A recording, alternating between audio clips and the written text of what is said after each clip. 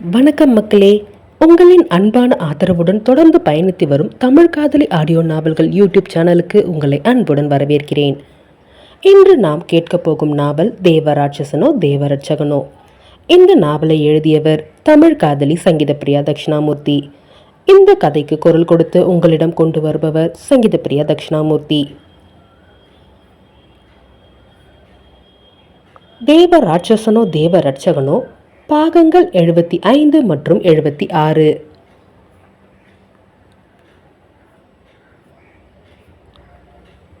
திரௌபதி திக்பிரமை பிடித்தவள் போல் நின்று இருக்க அவளின் நிலை கண்டு அதிர்ந்து போன தாரகை வேகமாக அவளை நெருங்கியவள், எதுக்கடி இப்படி இருக்க? என்னாச்சு? உன் அத்தைக்கு அப்படி ஆகிட்டதுனால இவ்வளோ ஃபீல் பண்ணுறியா? நான் தான் ஏற்கனவே அவங்கள பற்றி சொல்லிட்டேன்ல, அவங்களுக்கு ஸ்ட்ரோக் தாண்டி வந்திருக்கு. பிளட் டெஸ்ட் எடுக்கிறதுக்கு இப்போ தான் சொல்லியிருக்கோம். இன்னும் கொஞ்சம் நேரத்தில் ரிசல்ட் வந்துடும். நெக்ஸ்ட்டு என்ன பண்ணணும்னு அப்புறம் தான் முடிவு பண்ண முடியும். நீ கொஞ்ச நேரம் நார்மலாக இரு, ரொம்ப ஃபீல் பண்ணாதடி என்று அவள் கூற, என் அம்மாவுக்கு இப்படி ஆனதால் மேடம் ஒன்றும் அதிர்ச்சியில் இல்லை என்றான் தான் அமர்ந்திருந்த இடத்திலிருந்து நன்றாக சாய்ந்து அமர்ந்து தெனாவட்டான குரலில் சாணக்கியன். அவன் கூறியதை கேட்டு புரியாமல் அவனை திரும்பி பார்த்தாள் தாரகை. என்ன சொல்கிறீங்க? எனக்கு புரியலை என்று அவள் விழிகளை உருட்டிய வண்ணம் அவனிடம் கேட்க, என்னை பெற்ற அந்த பேய்க்கு என்ன நடந்ததுன்னு அவளுக்கு நல்லா தெரியும், அதனால தான் மேடம் இவ்வளோ அதிர்ச்சியில் இருக்காங்க என்றான் இன்னும் நக்கல் குறையாத குரலில். அவன் கூறியதை கேட்டு அதிர்ந்து போனாள் தாரகை. என்ன சொல்கிறீங்க? உங்கள் அம்மாவுக்கு என்ன நடந்ததுன்னு இவளுக்கு எப்படி தெரியும்?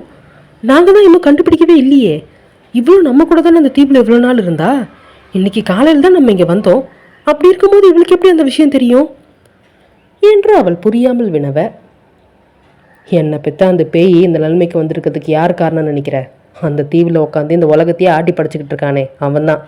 என் அண்ணன் தேவராட்சசன் தான் இது எல்லாத்துக்கும் காரணம் என்று சாணக்கியன் கூறும் பொழுதே அவன் குரலில் கர்ப்பம் வழிந்தது. அவன் கூறியதை கேட்டு நெஞ்சில் கை வைத்து நின்றாள் தாரகை. வாட்? அவர் எப்படி உங்கள் அம்மாவை இப்படி ஒரு நிலைமைக்கு கொண்டு வர காரணமாக இருக்க முடியும்? ஏய் திரௌபதி, அவர் சொல்கிறது உண்மையா? தேவராட்சசன் சாரா இப்படியெல்லாம் பண்ணாரு? சொல்லடி என்று அவளை பிடித்து உழுக்க அதில் அதிர்ச்சி மாறாத முகத்துடன் தாரகையை பார்த்தவள் ஆம் என்று தலையை மட்டும் அசைத்தாள். அதில் மேலும் அதிர்ந்து போன தாரகை, எதுக்காக அவர் இவங்களை அப்படி பண்ணாரு? இவங்களுக்கும் அவருக்கும் என்ன பிரச்சனை என்று புரியாமல் அவள் கேட்க, என்ன பிரச்சனைன்னு உனக்கு தெரியாதா தாரா? என் பெரியம்மா என்னை பெற்ற இந்த பேய்க்கு என்ன கஷ்டப்படுத்துச்சுன்னு நான் உங்ககிட்ட ஏற்கனவே சொல்லியிருக்கேன். அதை கேட்டு எனக்கே அவ்வளோ கோவம் வந்ததுன்னா அப்போ அவனுக்கு எவ்வளோ கோவம் வரும்? தான் பெற்ற அம்மாவை இந்த பேய் அவ்வளோ கஷ்டப்படுத்தியிருக்குன்னு அவனுக்கு தெரியும். அதனால தான் இவங்களை வச்சு செஞ்சிட்டான் என்றவன் தேவராட்சசன் வனஜாவிற்கு ஸ்லோ பாய்சன் கொடுத்த விடயத்தை முழுமையாக விலக அதை கேட்டு அதிர்ச்சியில் கண்கள் இரண்டும் விரிந்தது அவளுக்கு. என்ன அவர் இவ்வளோ பெரிய காரியத்தை செஞ்சுட்டு அசால்ட்டாக அங்கே உங்கள் எல்லார்கிட்டையும் சொல்லியிருக்காரு? உங்களுக்கு இந்த விஷயம் தெரியாது தானே? உங்கள் அம்மாவை அவர் இப்படி பண்ணுறாருன்னு உங்களுக்கு முன்னாடி தெரியாது தானே என்று தாரகை ஏதோ ஒரு நம்பிக்கையில் கேட்க அதற்கு ஆம் என்று தலை அசைத்தான் சாணக்கியன். ஆனால் அவன் முகம் தன் தாய்க்கு இப்படி ஆகிவிட்டதே என்ற கவலையை கொஞ்சமும் வெளிக்காட்டவில்லை. அவன் கூறியதை கேட்டு அதிர்ந்தவள், அப்போ உங்கள் அம்மாவுக்காக நீங்கள் அவர்கிட்ட சண்டை போடலையா என்று ஆச்சரியமாக அவனிடம் கேட்க, ஏய் லூசே, எனக்கே என்ன பெற்றதை பிடிக்காதுன்னு சொல்கிறேன். அப்புறம் இவங்க வாழ்ந்தா என்ன இல்லை செத்தா எனக்கு என்ன? நான் விட்டுருந்தா கூட இன்னும் கொஞ்ச நாளில் நானே இவங்களை போட்டு தள்ளியிருப்பேன்.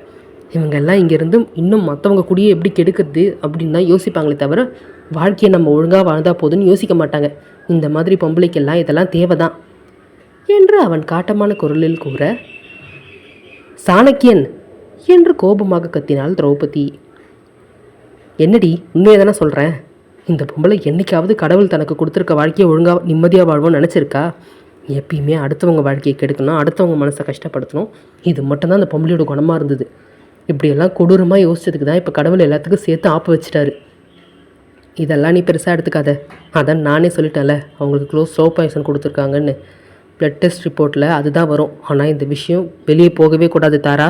நான் சொல்கிறது உனக்கு புரியுது தானே என்று அழுத்தமான குரலில் சாணக்கியன் திரௌபதியிடம் ஆரம்பித்து தாரகையிடம் முடிக்க, சொல்லிட்டீங்கல்ல, நானே பார்த்துக்கிறேன், விட்டுருங்க என்றாள் தாரகை ஒருவித தீர்க்கமான குரலில்.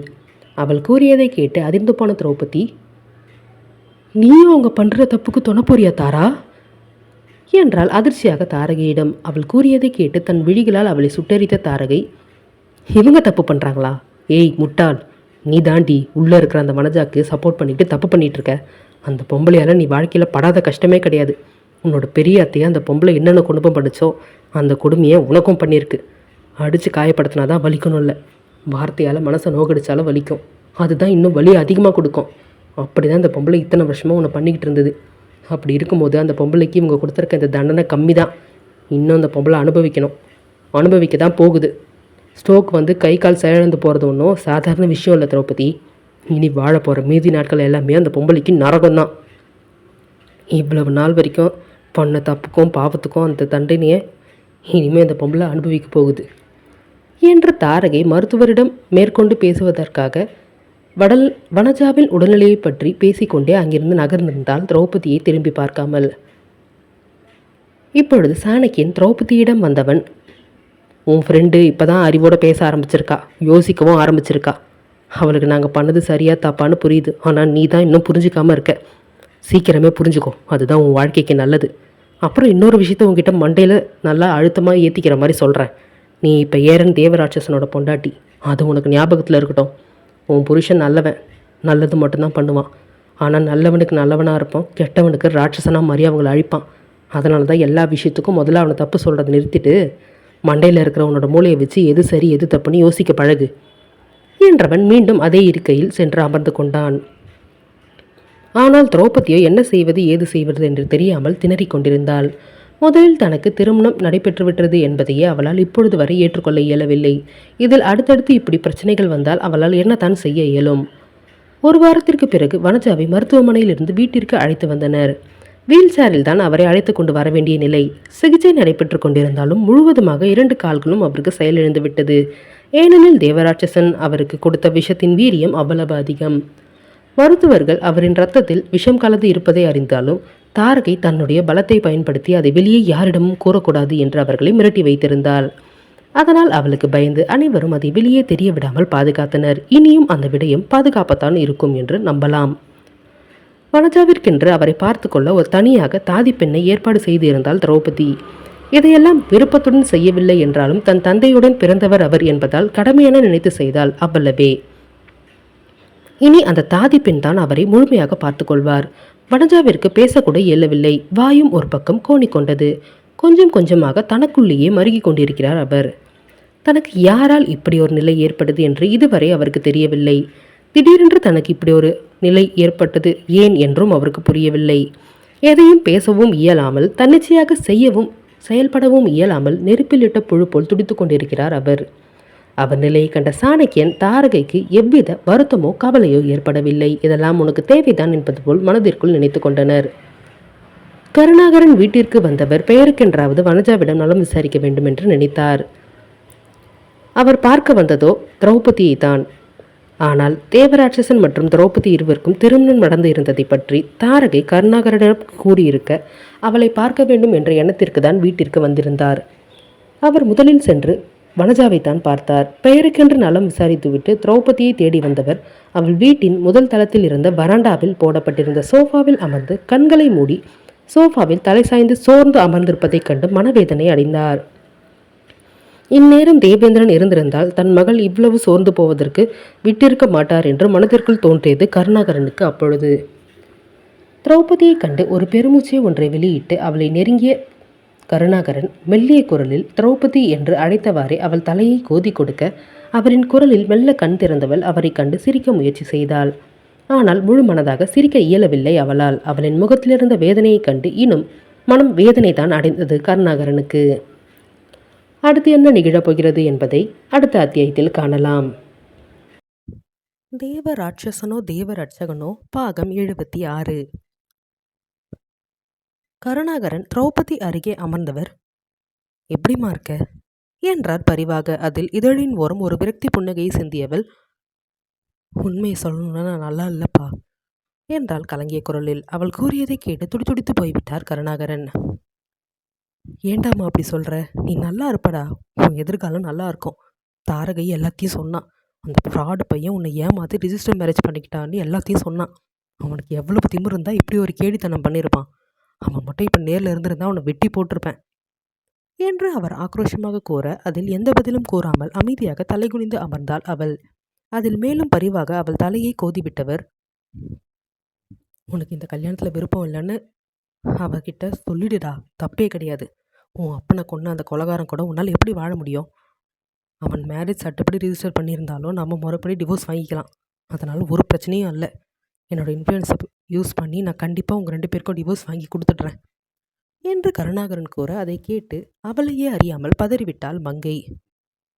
ஐயோ, அப்படியெல்லாம் எதுவும் பண்ணியாதீங்க என்று அவள் வேகமாக கூற, அவள் கூறியதை கேட்டு புருவம் சுருக்கி அவளை பார்த்தார் கருணாகரன். ஏம்மா, ஏன் இப்படி சொல்ற என்று அவர் புரியாமல் வினவ, அதற்கு என்ன பதில் கூறுவது என்று தெரியாமல் திணறிவிட்டாள் திரௌபதி. அவளின் திணறலை ஆழமாக உள்வாங்கிய கருணாகரன், திரௌபதி, அவன் ஒரு கொலகாரன். உன் அப்பனை கொன்னவன். உன்னை கடத்திட்டு போய் சித்திரவதை பண்ணினவன். அவன் கூட நீ சேர்ந்து வரணும்னு நினைக்கிறியா? உன்னோட பதட்டத்தை பார்க்கும்போது அவனை விட்டு பிரியறதுக்கும் உனக்கு விருப்பம் இல்லைன்னு எனக்கு புரிஞ்சிருச்சு. ஏன் திடீர்னு இப்படி மாறி போனேன்? உனக்குன்னு இந்த உலகத்தில் இருந்தது உன்னோட அப்பா மட்டும்தான். அநியாயமாக என் நண்பன் துடிக்க கொலை பண்ண அந்த தேவராட்சசனை எப்படி உன்னால் மன்னிக்க முடியும்? உன்னால் எப்படி அவன் கூட வாழ முடியும்? சொல்லு பார்ப்போம். கொஞ்ச நாளைக்கு முன்னாடி நீ ஏன் அவனை கொல்லணுங்கிற வெறியோட தான் இருந்த. அதை முதல்ல ஞாபகத்தில் வச்சுக்கோ என்று அவர் கூற, அப்பொழுது நிறுத்துங்கப்பா என்று அந்த வீடே அதிரும் வகையில் ஆக்ரோஷமாக கத்தினாள் அவள். அவளின் கத்தல் சத்தத்தில் என்னவோ ஏதோ என்று ஓடி வந்து விட்டான் சாணக்கியன். தாரகையோ அவ்வளவு நேரம் வனஜாவிற்கு வேண்டா வெறுப்பாக மருத்துவம் பார்த்து கொண்டிருந்தவள் திரௌபதியின் சத்தத்தில், என்ன ஆச்சு இவளுக்கு? வீடே இடிஞ்சு போற மாதிரி இப்படி கத்துறா. வர வர இவளுக்கு கோபம் ரொம்ப அதிகமாக வருது என்று புலம்பிக் கொண்டே வந்தவள் சாணக்கியனிடம் என்னவென்று கண்களால் வினவ, தெரியவில்லை என்று உதட்டை பிதிக்கினான் அவன். அந்நேரம் அதிர்ச்சியாக சாணக்கியனை கண்டுவிட்ட கருணாகரன், டேய், எவ்வளவு தைரியம் இருந்தா என் நண்பனை கொண்டுட்டு கொஞ்சம் கூட குற்ற உணர்ச்சியே இல்லாமல் உன்னால் எப்படி இங்கே வந்து நிற்க முடியுது? துரோகி, நீ எல்லாம் நல்லாவே இருக்க மாட்டடா. முதல்ல இந்த வீட்டை விட்டு வெளியே போடா. உன்னை நம்பி உன் மேலே உயிரே வச்சிருந்த உன் மாமனை கொள்றதுக்கு உனக்கு எப்படிடா மனசு வந்தது என்று கருணாகரன் கோபமாய் கத்தியவாறு சாணக்கியனின் சட்டையை பிடிக்க தாரகையோ அதில் பதறிவிட்டாள். அப்பா, முதல்ல அவர் சட்டையிலிருந்து கையெடுங்க. அவர் மேலே எந்த தப்பும் கிடையாது என்று தாரகை கோபமாக கத்திக்கொண்டே தன் தந்தையின் கரங்களை விலக்க முயல, அடுத்த நொடி கருணாகரனின் கை அவள் கன்னத்தில் இறங்கியது. அதில் தன்னை அடித்தது தன் தந்தையா என்று அதிர்ச்சியுடன் கன்னத்தில் கை வைத்து கொண்டு அவள் திரும்பி தன் தந்தையை கலங்கிய விடிகளுடன் பார்க்க, நீ என்ன இந்த கொலகாரனுக்கு சப்போர்ட் பண்ணி பேசிட்டு இருக்கியா? என் நண்பனை கொன்னவன் இவன். இவனுக்கு சப்போர்ட் பண்ணி ஏதாவது ஒரு வார்த்தை பேசணும்னு நினைச்ச பெத்த பொண்ணுன்னு கூட பார்க்க மாட்டேன் என்றார் கருணாகரன் ஆக்ரோஷமாக தன் மகளிடம். அதில் ஆக்ரோஷமாக தன் சட்டையை பிடித்திருந்த அவர் கரத்தை விலக்கிவிட்ட சாணக்கியன், முதல்ல என்ன நடந்தது ஏது நடந்ததுன்னு தெரிஞ்சுக்கோங்க, அப்புறமா சத்தம் போடலாம். இன்னொரு தடவை அவன் மேலே கை வச்சிங்க அப்புறம் நடக்கிறதே வேற என்றான் ஆக்ரோஷமாக. அவனால் தாரகையின் கன்னத்தில் பதிந்திருந்த கருணாகரனின் கைத்தரத்தை பார்க்க பார்க்க தன் கோபத்தை அடக்கவே இயலவில்லை. ஏய், அவ ஏன் பொண்ணுடா. அவளை அடிக்கிறதுக்கு என்ன, கொன்று போடுறதுக்கு கூட எனக்கு உரிமை இருக்கு. நீ யாருடா அதை கேட்கறதுக்கு என்று கருணாகரன் கத்த, ஐயோ, முதல்ல எல்லாரும் சத்தம் போடுறதை நிறுத்துறீங்களா என்று அந்த இடமே அதிரும் வகையில் கர்ஜித்தாள் திரௌபதி. அவளின் சத்தத்தில் அனைவரும் அடங்கினாலும் ஒருவரை மற்றொருவர் கோபமாக முறைத்து கொண்டுதான் இருந்தனர். அவர்களை நெருங்கியவள், என்ன நடந்தது ஏது நடந்ததுன்னு தெரியாமல் இப்படியெல்லாம் பேசாதீங்கப்பா. நீங்கள் நண்பனை தலைமையில தூக்கி வச்சு கொண்டாடுறீங்களே. என்னை பெற்றவர் அவர் எவ்வளவு கேவலமானவர் தெரியுமா? எவ்வளோ பெரிய பாவத்தை பண்ணவர் தெரியுமா உங்களுக்கு என்று திரௌபதி கத்த, வேணாம் திரௌபதி, தேவையில்லாமல் தேவேந்திரனை பற்றி தப்பாக பேசாத, அப்புறம் நீயும் என்கிட்ட அடி வாங்குவ என்று கருணாகரன் கோபமாக கூற, எங்க அவன் மேலே கை வைங்க பார்ப்போம், வச்சு தான் பாருங்களேன். எவ்வளோ தைரியம் இருந்தால் எங்கள் வீட்டு பொண்ணை ஏன் கண்ணு முன்னாடியே அடிப்பேன்னு சொல்லுவீங்க என்று சாணக்கியன் எகிரி கொண்டு செல்ல, தாரகையோ அவனை அடக்கும் வழி அறியாமல் தவித்து போனாள். திரௌபதியோ, நீங்கள் என்ன அடித்தாலும் கொன்னாலும் இதுதான்ப்பா உண்மையும் கூட. கூட பிறந்த தங்கச்சி காதலிச்சு கல்யாணம் பண்ணிக்கிட்ட பாவத்துக்காக அவங்க குடும்பத்தையே துடிக்க கொன்று இருக்காரு உங்களோட நண்பன். அவருக்கு நீங்கள் சப்போர்ட் பண்ணி வேற பேசிகிட்டு இருக்கீங்க என்று அவள் ஆக்ரோஷமாக கத்த, அவள் கூறியதை கேட்டு கண்கள் இரண்டும் அதிர்ச்சியில் விரிந்தது கருணாகரனுக்கு. அவரின் அதிர்ச்சியை உள்வாங்கிக் கொண்ட சாணக்கியனோ ஏளனமாக இதழ் வலித்து அவரை பார்த்தவாறு, இத்தனை வருஷமா என் மாமா கூட ஃப்ரெண்டாக இருக்கீங்க, அப்போ உங்களுக்கு இந்த விஷயம் தெரியாமையா இருக்கும்? ஏன் நீங்களும் கூட அவர் செஞ்ச தப்புக்கு துணையாக போயிருப்பீங்க. அந்த மாதிரி ஆள் தானே நீங்கள் எல்லாம் என்று ஏளனமாக சாணக்கியன் கூற, போதும் வாயை மூடு. என்ன நடந்துச்சுன்னு தெரியாமல் உன் இஷ்டத்துக்கு பேசாத தேவேந்திரன் மேலே எந்த தப்பும் கிடையாது. அவன் யாரையும் கொலை பண்ணவும் இல்லை என்றார் சத்தமாக கருணாகரன். அதில், வாவ் சூப்பர்ப்பா, செம்ம செம்ம, எப்படியெல்லாம் கதை கட்டுறீங்க என்று கைத்தட்டி கொண்டு ஏளனமாய் கருணாகரனை பார்த்து திரௌபதி கூற, அவர் எந்த தப்பும் பண்ணாமையா அந்த 3 பேரும் இறந்து போனாங்க? சொல்லுங்கப்பா, அப்படியா என்றால் இப்பொழுது ஆக்ரோஷமாக.